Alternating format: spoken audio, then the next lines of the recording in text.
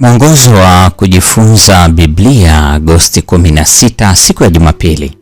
Mada inasema kutangaza ufufuo wa Kristo. Paulo anaanza Wakorintho wa kwanza 15 kwa kuelekeza mkazo katika Injili. Anazungumza kuhusu Injili: 1, aliyoihubiri kwa Wakorintho; 2, walioipokea; 3, ambayo kwayo walisimama; na 4, ambayo kwayo waliokolewa. Wakorintho wa kwanza sura ya 15 aya ya kwanza na ya pili.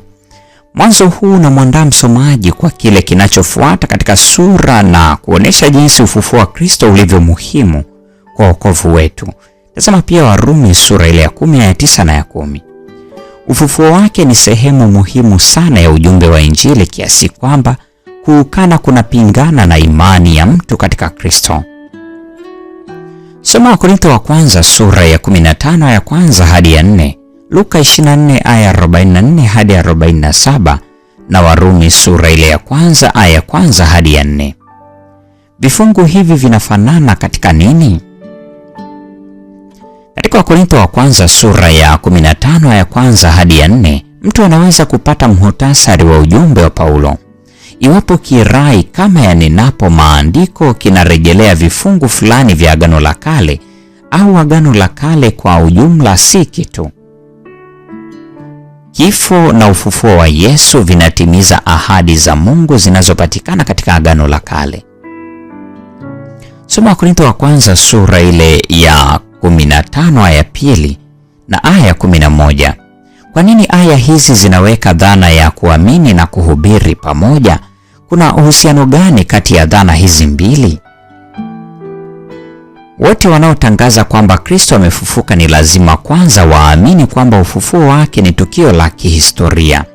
Katika hali hii, Wakorintho wa kwanza sura ya 15 ya 5 hadi ya 8 ina jukumu muhimu sana katika Agano Jipya.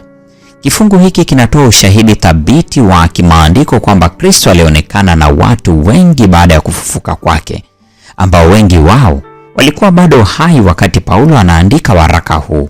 Angalia sura ya 15 aya ya 6. Kimsingi Paulo anasema, nendeni mkaulize wenyewe kile walichokiona. Hivyo ndivyo alivyokuwa na uhakika katika uhalisi wa ufufuo wa Kristo. Watu hao walikuwa mashahidi waliojionea kwa macho, walikuwa kile Yesu alichosema wangekuwa, yaani mashahidi wa mambo haya. Luka 24 aya 48. Tuna sababu gani za kuamini juu ya ufufuo wa Kristo?